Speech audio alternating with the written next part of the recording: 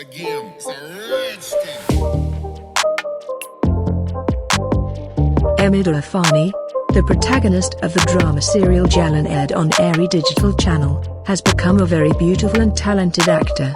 While Ahmed believes that he likes modeling more than acting.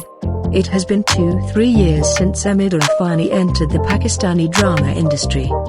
But his brilliant and successful performance in back-to-back Pakistani dramas has made him a great actor. Seeing them, it seems as if they have been actors since childhood. A few years ago, a photo shoot of Ahmed Irfani with actor Sabiq Umar came to light. People saw this photo shoot and said that it looks like Shah Rukh Khan and Kajol Devgan. The acting of Mainul Khan, Ahmed Irfani, and Ariba Habib in the drama serial Jalan is very much liked by the people. And every week a new episode of their drama is in the top trending on YouTube search engine. Many people wanted to see what the wife of the beautiful actor Ahmed Irfani looks like. So let's take a look at some beautiful pictures of Ahmed and his wife together.